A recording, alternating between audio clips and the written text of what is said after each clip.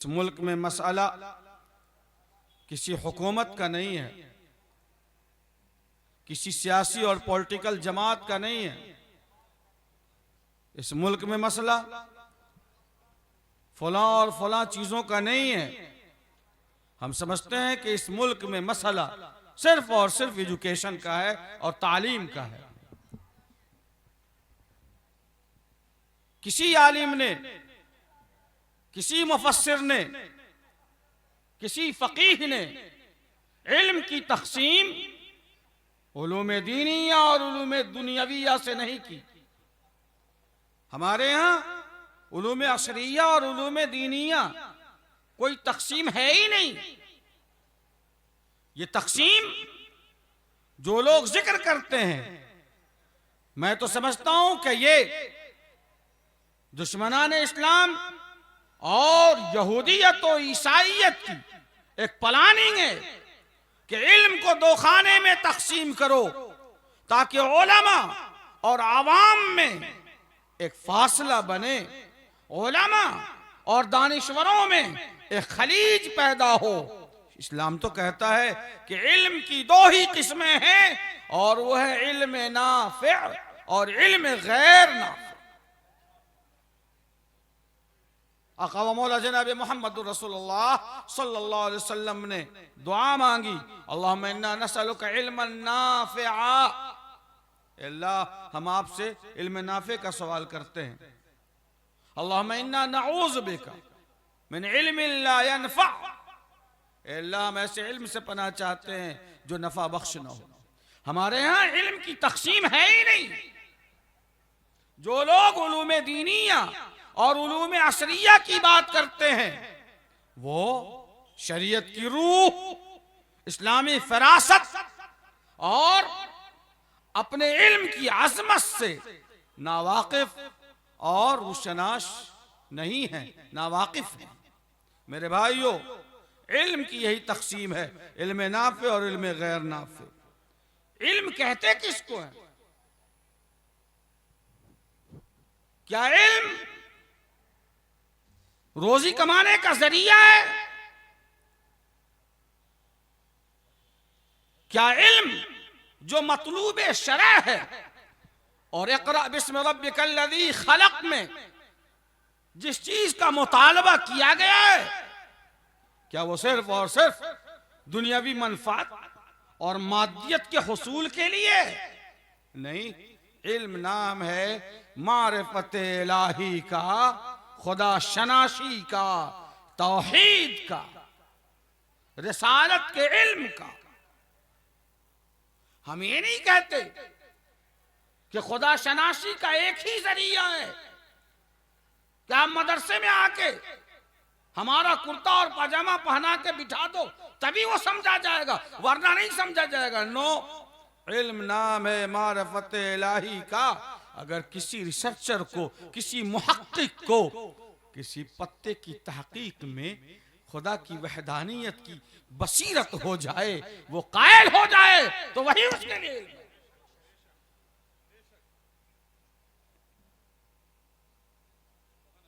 किसी साइंटिस्ट को पानी की तहकीक पर मारिफत इलाही मिल जाए, खुदा की तौहीद तक पहुंच जाए, अल्लाह की वहदानियत का कायल हो जाए, तो वही उसके लिए इल्म है। इल्म नाम सिर्फ जानने का नहीं है, मारिफत इलाही का है। वरना क्या कहेंगे कि लोगों ने पत्थरों पर और लोहे पर मेहनत करके हवाओं में उड़ा दिया, लेकिन खुदा की मार्फत तक और तौहीद तक नहीं पहुंच सके। आज तक वो कुफ्र में मुब्तला हैं, आज तक वो गंदी चीजों को पूज रहे हैं, आज तक वो पत्थरों को पूज रहे हैं, आज तक वो नौज़ बिल्लाह गलाज़तों को पूज रहे हैं।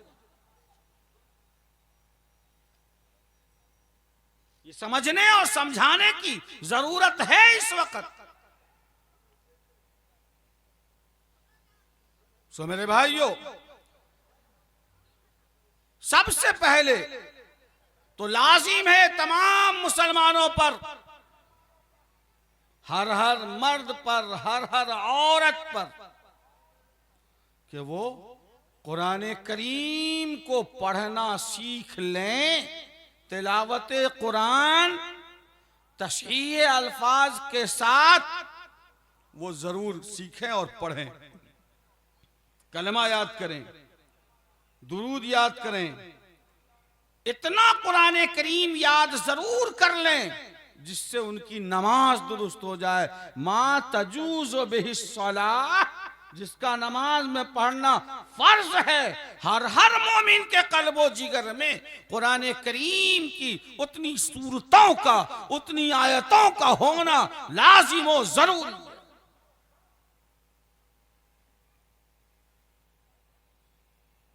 इस सिलसिले में किसी तबलीग की जरूरत ही नहीं है।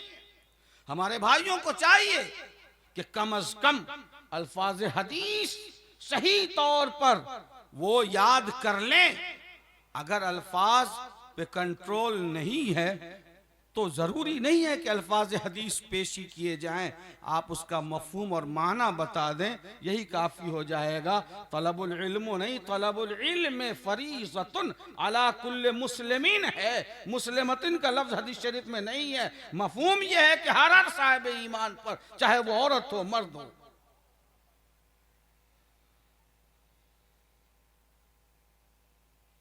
सो मेरे भाइयों, उलमा ने कभी नहीं कहा कि साइंस का पढ़ना, टेक्नोलॉजी का जानना यह गलत है, नौजुबिल्लाह।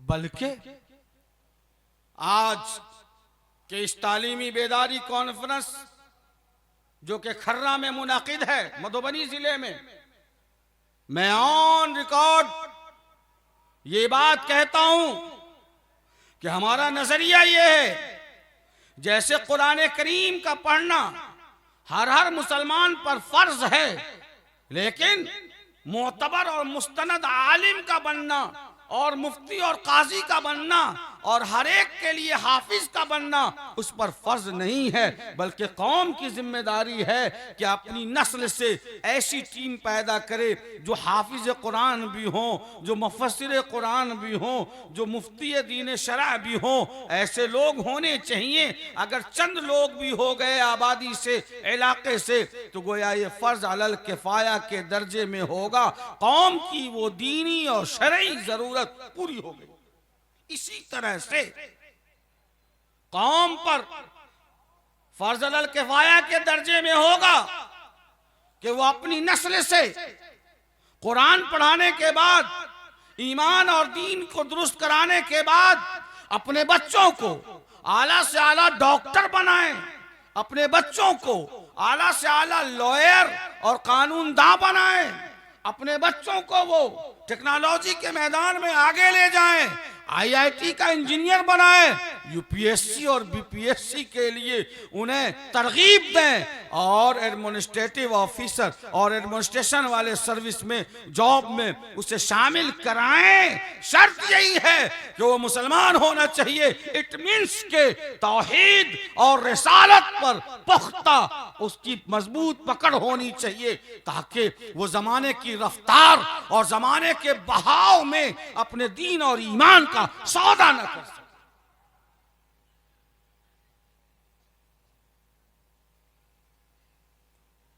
इस मुल्क में उलमा ने मुसलमानों के दीन और ईमान की हिफाजत के लिए,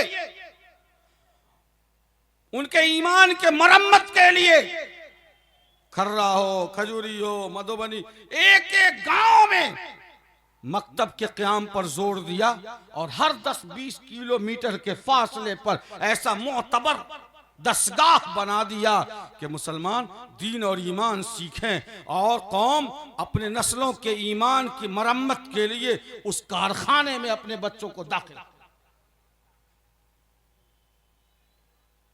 लेकिन हमारे दरमियान जो दूसरे खैर खाहान हैं और बेही खाहाने कौम व मिल्लत है, क्या उनकी जिम्मेदारी ये नहीं थी कि वो भी पॉलिटेक्निक कॉलेज खोलते, वो भी मुख्तलिफ कॉलेजेस खोलते, वो भी लॉ कॉलेज खोलते? जैसे हमारे डॉक्टर फैयाज साहब ने माशाअल्लाह मधुबनी मेडिकल कॉलेज खोला, ऐसे लोगों ने अगर खोला होता तो आज जैसे हर गांव में दर्जनों हुफ्फाज और उलमा दीनो ईमान की हिफाजत के लिए खड़े मिलते हैं, एक एक गांव में हमारे यहाँ डॉक्टर, प्रोफेसर और हमारे दरमियान एसपी साहब और डीएम साहब और कलेक्टर साहब और एसडीओ साहब भी वो होते जो कौम और मिल्लत की तरक्की के साथ साथ इस मुल्क में अपनी जरूरत और अपनी इफादियत का लोहा मनवा लेते। क्या कर रहे हैं आप? सारा काम एक ही आदमी करे, आप क्या करेंगे? आप बैठकर ढोल बजाएंगे, आप तंज करेंगे? कीजिए, मैदान अमल में बढ़िए, कुछ करिए और करके कौम के सामने पेश कीजिए। हर आदमी आपके पीछे दौड़ेगा, सिर्फ कहने से नहीं करने से होगा। मैं ये समझता हूं कि मुल्क हिंदुस्तान में जहां इस वक्त नफरतों की सियासत और नफरतों की तिजारत का सिलसिला जारी है, ऐसे मुल्क में मुसलमानों के पास सिर्फ एक ही हथियार है कि नफरतों का खात्मा कर सके और मुकाबला कर सके, और वो हथियार है एजुकेशन का असलहा, तालीम और शिक्षा। यही एजुकेशन है जिससे वो मुल्क हिंदुस्तान में बढ़ती हुई नफरती सियासत का मुकाबला कर सकते। मैं अपने भाइयों से मैं ज्यादा वक्त नहीं लूंगा, मैं बस अब आखिरी वक्त है मेरा, बिल्कुल आखिरी गुफ्तगू का लम्हा है, मुझे जरूरी काम दरपेश है, इसलिए मैंने सोचा कि हाजिर हुआ हूं तो कुछ अर्ज कर देता हूं, मुझे फौरन जाना है। मैं ये अर्ज करूं मेरे भाइयों कि हमें इस मुल्क में अपने वजूद को तस्लीम करवाना है।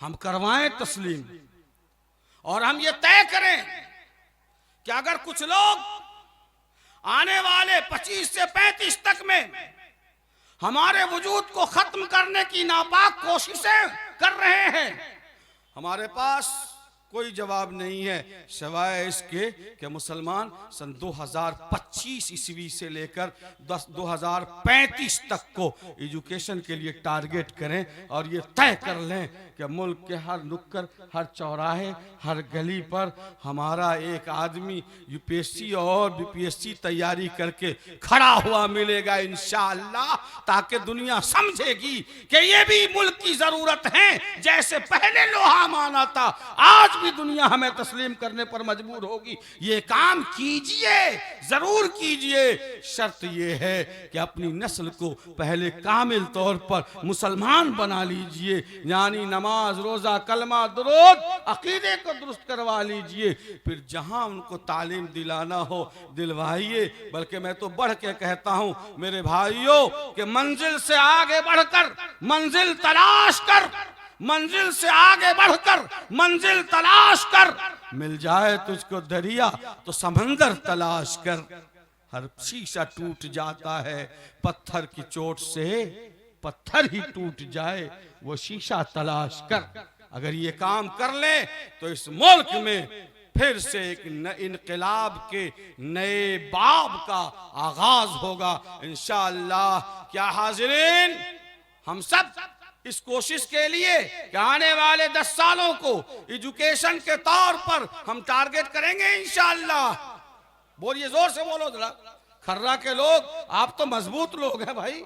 मैं ये कहता हूं, आपको आखिरी बात यूं अर्ज करूं कि कमजोर होते हैं वो लोग जो अपनी नाकामियों पे आंसू बहाते हैं, कमजोर होते हैं वो लोग जो नौहा खानी करते हैं, कमजोर होते हैं वो लोग जो अपना गरीबान चाक करते हैं, कमजोर और बुज़दिल होते हैं वो लोग जो अपनी अब गिड़गिड़ाते हैं और दूसरों के सामने भीख मांगते हैं। है मेरे भाइयों, हमें न तो मोदी जी का नाम लेना है न योगी जी का नाम लेना है। अपनी नाकामी का ठीकरा किसी सियासी जमात के सर पर या किसी पॉलिटिकल पार्टी के सर पर नहीं फोड़ना है। आपको जो करना हो आप करते रहिए। हमें तो सिर्फ और सिर्फ अपनी नस्लों को तालीम याफ्ता बनाना है और वो तालीम देना है जो वक्त की जरूरत है, जिसकी मिल्लत को जरूरत है, जिस एजुकेशन की जरूरत मुल्क को है, इंसानियत को है। हम सिर्फ इतना कहेंगे आपसे कि इधर आ सितमगर, हुनर आ। सितमगर हुनर आजमाए, तू तीर आजमा हम जिगर आजमाए। इंशाअल्लाह 10 सालों में फैसला हो जाएगा। हमारा तालीम का सफ़र अगर शुरू करते हैं तब तो ये तालीमी बेदारी कॉन्फ्रेंस जो हमारे इंजीनियर साहब ने और उनके हबाब ने मुनक़िद किया है खर्रा जैसी बावकार आबादी में, इंशाअल्लाह ये मुस्बत रहेगा। और अगर हमने सुन लिया और चले गए और कोई इनक़िलाब पैदा करने की कोशिश नहीं की तो हमारी कोशिशों का सवाब तो हमें यकीनन मिलेगा, लेकिन फ़ायदा हासिल न करे तो बेसूद रहेगा। याद रखिए, इस मजमे के लोग अगर 100 लोग, मौलाना इधर सुनो, 100 लोग अगर ये अज़्म कर लें आज कि मेरा बच्चा जो 9th में है, 10th में है, जो इंटर कर रहा है, जिसने कर लिया अभी, मैं उसे डॉक्टर बनाऊंगा, मैं उसे IIT का बड़ा इंजीनियर बनाऊंगा। ये बच्चा बहुत तेज है, इसको BPSC की तैयारी करनी होगी और तुम्हें निकालना ही है, उसके अलावा कोई रास्ता नहीं है, बीच में डूब नहीं सकते, उस किनारे तुम्हें कश्ती को ले जाना ही पड़ेगा। उसके सर डाल दीजिए तो खुदा की कसम तो किसी इनकलाब की आमद का इंतजार न कर, तो किसी इनकलाब की आमद का इंतजार न कर, जो हो सके तो खुद ही इनकलाब पैदा कर। अगर 100 लोगों ने टारगेट कर लिया आज तो मैं अल्लाह की ज़ात से यकीन के साथ कहता हूं कि 10 बच्चे तो ज़रूर UPSC और BPSC कंप्लीट कर लेंगे इंशाअल्लाह। क्या आपको इस बात की उम्मीद है कि नहीं है? अरे बोलो, जोर से बोलो। इंशाअल्लाह अल्लाह ताला कबूल फरमाएगा। यही हमारा हदफ होना चाहिए। ये मोदी जी और योगी जी करने से डराओ मत और डरो मत, TRP मत बढ़ाओ लोगों का, अपना काम कीजिए। मुल्क के हित में, वतन के हित में, देश के हित में वफादारी के साथ हम अपने काम पे तवज्जो देंगे। जैसे हिरोशिमा और नागासाकी में एटम बम गिरा, तबाह हो गए दोनों शहर, लेकिन बदले की कार्रवाई को छोड़कर उन्होंने फिर से असरे नौ, तामीरे नौ पर तवज्जो दिया तो एक बार फिर पूरी दुनिया के मार्केट जापानीज मार्केट की मोहताज हो गई और जापान ने अपनी इफादियत और अपनी जरूरत का लोहा पूरी दुनिया में उसका सिक्का मनवाया नहीं मनवाया? बोलो आप। बस हमें फॉलो करना चाहिए उस टारगेट की तरफ। और मैं अर्ज करूं कि आका सल्लल्लाहु अलैहि वसल्लम ने हज़रत ज़ैद इब्न साबित रज़ी अल्लाह ताला अन्हु को उस ज़माने में अरबी ज़बान के अलावा यहूदियों की ज़बान सीखने का हुक्म फरमाया था। कई तरह से रिवायत है बुखारी की और मुस्लिम की और दीगर अहादीस में हज़रत ज़ैद इब्न साबित रज़ियल्लाहु ताला अन्हु से मरवी है, क़ाल अमरनी रसूलुल्लाह सल्लल्लाहु अलैहि वसल्लम अन अतअल्लम किताब यहूद। हुजूर उन्होंने फरमाया कि आका सल्लल्लाहु अलैहि वसल्लम ने मुझे हुक्म दिया कि मैं यहूद के लिखने पढ़ने का तरीक़ा सीखूं। फमा मर्रा अलैया निस्फ़ु शहरिन हत्ता तअल्लमतहु, यहाँ तक कि 6 महीने भी नहीं गुजरे कि मैंने उस ज़बान पर अबूर हासिल कर लिया और मैंने सीख लिया। रसूलुल्लाह सल्लल्लाहु अलैहि वसल्लम ने ज़रूरत के पेश नज़र तौरेत के लैंग्वेज को सीखने का हुक्म दिया। आज टेक्नोलॉजी की ज़बान समझ रहे हैं लोग, आज मोबाइल का ज़माना है, सैटेलाइट का ज़माना है, इंग्लिश का ज़माना है। ऐ मुसलमानों, ये अल्लाह की नाजिल करदा ज़बानें हैं, किसी के बाप की जागीर नहीं है। ज़रूरत है हासिल करो, वही आपके लिए शर्त है उम्मत की बका के लिए, मुल्क की हिफाजत के लिए और वतन दोस्ती के लिए। इंशाअल्लाह इस पर हम अमल करेंगे तो हम समझते हैं कि इस उन्वान की लाज रह जाएगी, जलसे का मकसद पूरा हो जाएगा और हम सब की शिरकत और यहाँ पर जमा होना इंशाअल्लाह ये कामयाब हो जाएगा कि खुदा तुझे किसी तूफान से आशना कर दे कि तेरे बहर के मौजों में इज़्तिराब नहीं, तुझे किताब से मुमकिन नहीं फराक के तू किताब खां है मगर साहिब किताब नहीं। वाखिर दावाना अनिल हम्दुलिल्लाहि रब्बिल आलमीन। शुक्रन जज़ाकुमुल्लाह। हाज़रीन, ज़रा मैं कुछ उज़्र की वजह से मुख्तसर पैगाम दिया है, अल्लाह ताला इन्हीं पर अमल करने की तौफ़ीक़ अता फ़रमाए। जज़ाकुमुल्लाह खैर।